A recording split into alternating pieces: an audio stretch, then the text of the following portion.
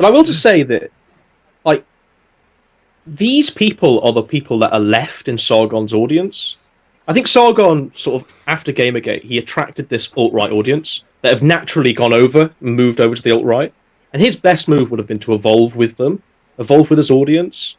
You know, I think he's past the point of no return now, and I don't think the alt-right would want him. But I think that would have been the natural course, as opposed to what he's left with now. These are the people that are left on the Titanic. These are the people that will happily stay on the Titanic as it reaches its, like, watery grave. Right, you know? Right. And Sargon had a path that wasn't he didn't have to go like full like Nazi or like full racist or anything that he genuinely didn't agree with, but certain points that we were making, like Britain is a country because of the British.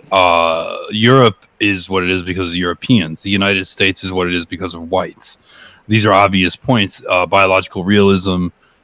He could have embraced. He wouldn't have had to. I'm not saying he should have gone like full Spencer or full TRS or full Daily Stormer or any of that stuff, because those spaces had already been occupied. But he could have, rather than staked out his sort of like anti-biological realism, pro like ideas are everything, like just this really naive, like kind of small brain take that he has on everything, where he's now stuck in like a dead end. Like he basically, a friend of mine said this, like Sargon was like the first guy, or one of the first guys that got in on the make fun of SJWs on YouTube racket, and that's like literally all that there is, and that's why he has the audience. Like there's nothing special about him. He's just one of the first guys that started doing this. But I think a lot of it as well, like a lot of his audience, I think, are still kind of alt-right. Mm-hmm. You know, they kind of, I mean, they all look at the SJW thing and go, that's a cancer in society. I think that's the base level sort of understanding of what they... Yeah. But you've got to realize that Sargon has lied. You know, Sargon lied about being this quadroon in order to evade, like, criticism from these SJWs. Yep. You know, who's going to criticize an innocent black man? You know what I mean?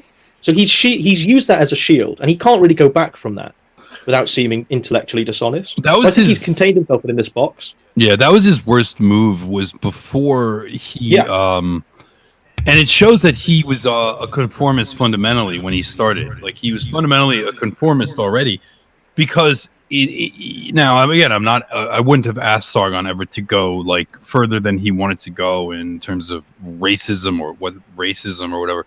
But by refusing to embrace who he was, and saying he was something else in order to try to get like a one-up on the SJW narrative or whatever it might be, he boxed himself in at that moment. And that was always there, because you uploaded it to YouTube. Once you did that, it was mirrored someplace else, and it's always going to be there. So you can't go back on saying, I'm part black. Now, it was proven to be wrong.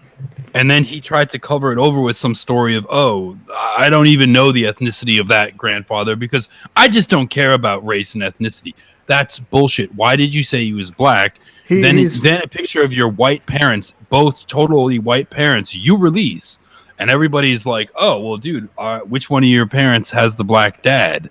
Oh, well, I don't know. He was some weird race. I don't remember because I don't care about race. Get out of here. He's pulling the frickin' the Elizabeth Warren card, you know. Exactly. Everybody in your family is white. Well, my grandfather had high cheekbones. That doesn't fucking mean anything, okay? The point that I'm making is that when he started out to challenge this SJW stuff, he bought into fundamentally one of their narratives, which is that a black person has a right above and beyond a white person to an opinion. Yes. And he tried to use that against them by saying, I'm part black. Ha ha ha. Look at you idiots. I'm a black person that disagrees with you. But he should have said, no, I'm a white person that disagrees with you. Well, don't forget as well. Pulled a Sean King. Oh, it looks like we got our pal. It looks like Richard. Oh, God, the Pladno state is expanding here. Joining the heel turn, Richard Spencer. How are you doing this evening, sir? Hey, guys. I'm doing very well. I am also half black. I don't know if you noticed. Yes, I've seen your family album. It's I'm Anglo-African. Yeah, caught between two worlds. African Saxon. African Saxon. Yeah. There you go. Well, Why don't you you advocate realize- civic nationalism? Because where would you belong if not? Anyway. Yeah, exactly. But Sargon as No, well. I was enjoying listening to this discussion. Actually, Yeah. I can just hang out and vape a little bit. Oh, God. Kick them just say right this out. about- I've been vaping the whole time. Kick both of them out. Kick them. Oh, Jesus. But You have to be an annoying atheist if you vape. That is a rule. I can be an annoying atheist. I choose not to be most days, but I could absolutely go back into that mode. But Like, okay, I mean, it seems like in a large part the liberalist movement was formed almost as a reaction to your debate performance against Sargon. Oh, I think clearly. Well, it was. well, 100%. it totally No was. doubt. It's not even almost 24 hours dude. later, It was yeah. completely. It's the fact. Yeah. So what are your thoughts now that liberalism has reached the point where not only do they have senates and purges, but that they're also waging, like they're declaring independence against each other, they're plotting false flag attacks, but they really do seem to be coming to the point where they at least internally believe they're a serious political movement with serious assets and things worth fighting over. How do you feel about where they're going and how far they've come? Oh, well, this is a huge topic. I was actually thinking about even writing something on this in the intellectual dark web and some of these other ideas that are going around. No, I mean, I don't want to toot my own horn, but I think I did touch Sargon. I really affected him in that debate. And the reason why I was able to do it was that basically I've noticed debates have been liberal offs, basically. And to go back a little bit, I remember watching tons of these YouTube debates between famous atheist and creationist. It'd be Richard Dawkins, or I think the guy's name was Krauss, or some other person, and they'd usually get someone. Sometimes they were an articulate philosophical Christian. Other times they were, the president of the Creationist Museum in Kentucky or whatever. Well, But basically, they would each have liberal offs. It would who could be the most liberal. So can you be a liberal human rights fundamentalist with God or without God? What is a better foundation for effectively secular humanism in a way? Because that is what the ultimate creationists would argue for. They might claim that an unbeliever or a homosexual or something might burn in hell, but they ultimately are arguing against each other the same way. They both want a society based on human rights that is, the Western liberalism, whatever you want to call it.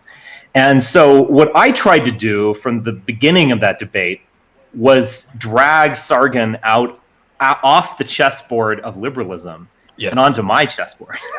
So basically, if I try to out-liberal Sargon, I'm going to lose. I'm actually even a fairly liberal guy. You might not actually, but well, okay, sure, but you get what I'm saying.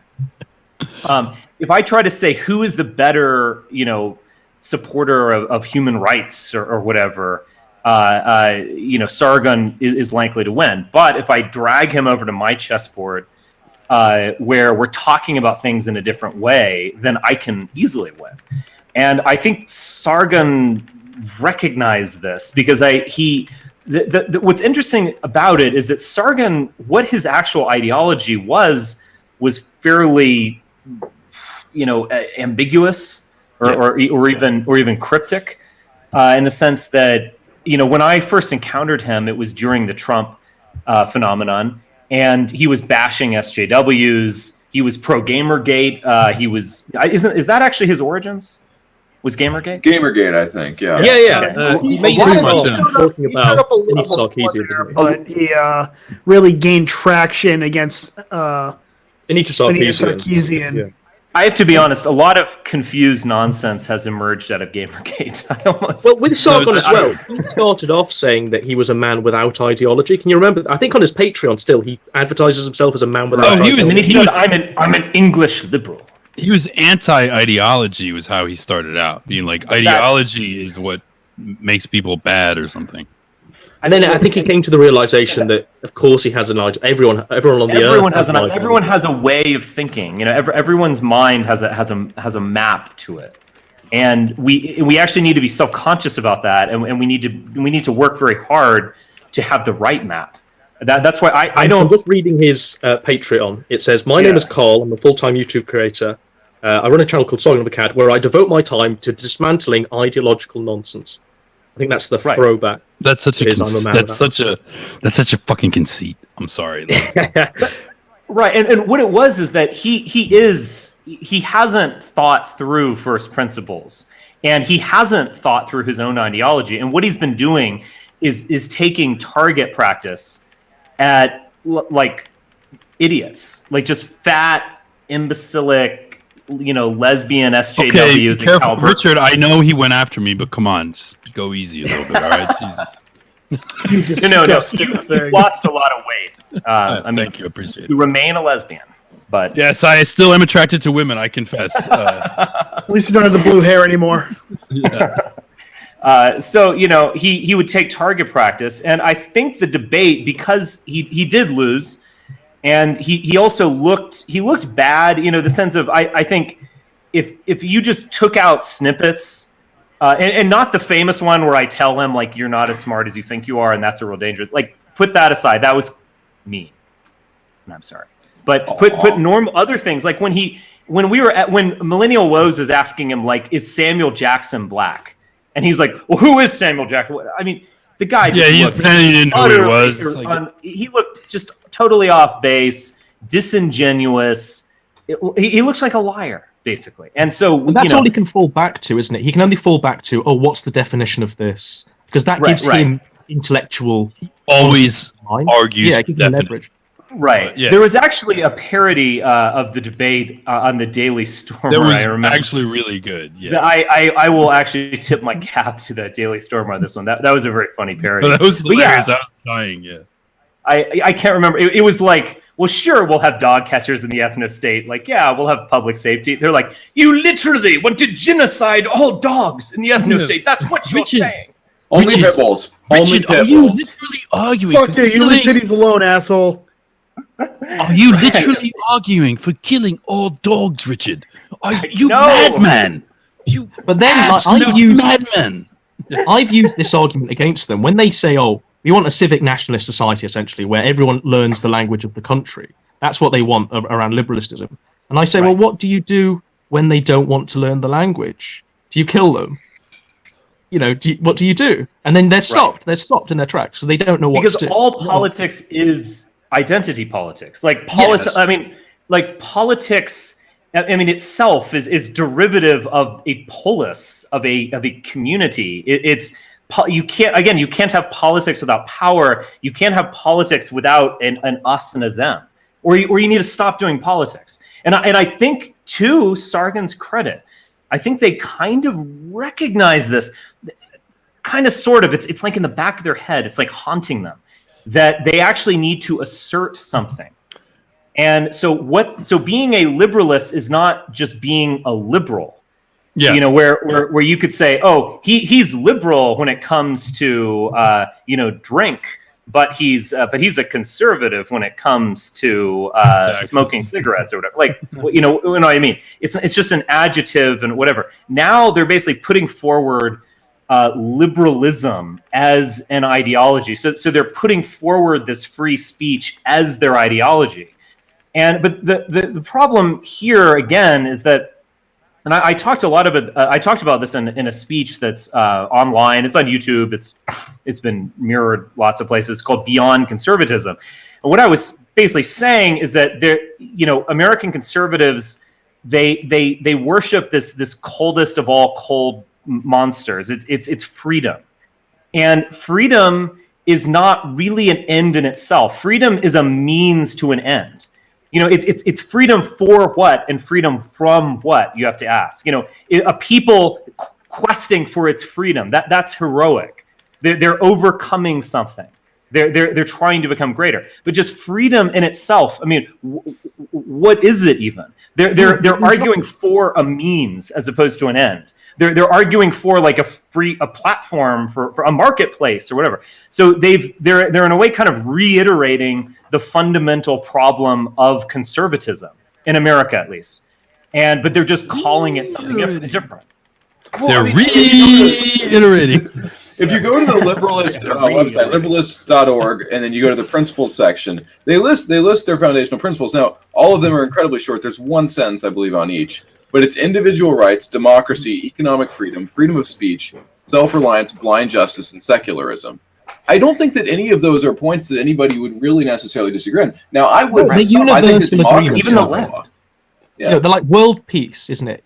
Freedom of speech for everyone is essentially world peace. Why not just like good for good things and against bad things? Yeah, this is it, and this is how it's founded. We're for love, whatever. Richard. So one of the things that I did notice, and I don't know if you ever watched Sargon's Copecast after the debate with you, where he went on his channel into his little thing, and that's when he right afterwards when he launched Liberalists. And if you listen to what they were talking about, it does begin to dawn on them that, like as you said, like they needed to actually collectivize in a way, and they started to understand that like the alt-right, in whatever form that it might be, operates collectively, and we do when we are all on the same page. And God knows, all on the same team in the alt-right. We love each other. No. I was about to say this. Now we certainly do not have a high position if we're going to make fun of other groups for infighting. We've done more than our fair share of it, but when we are and are cohesive and we are focused on common enemies and common goals, we are powerful and we have accomplished things, and that's why we can't do this bullshit anymore. But that's the point being that they realized that they were like, wait, Sargon didn't just debate Spencer. There's an army behind him, and these guys have a whole thing. So it's not just one-on-one. It's not just one person. It's like there's the individual Sargon, and then there's you, but then behind you is this whole thing that they're afraid of. Yeah. And that's why they're like, we have to be, and they're afraid of it in terms of like, oh, we're going to get trolled online, or it's not that they're afraid of it physically. It's they're afraid of us in that they will get outnumbered, out trolled, or whatever it might be. Like we will take over the spaces that they've claimed, these internet spaces. They know that we have the ability to go in and take that over. And we've done it many times.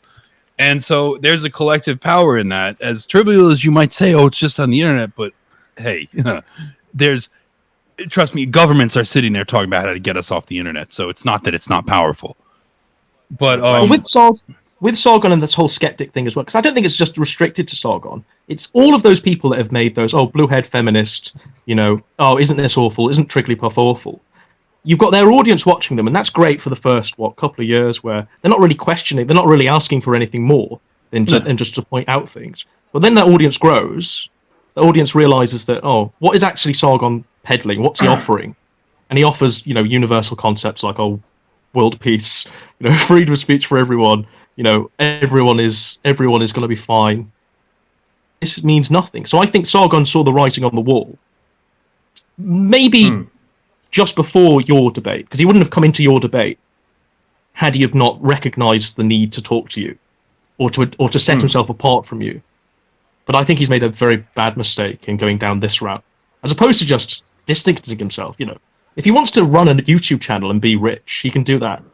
To be a fly in the wall, basically. Yeah.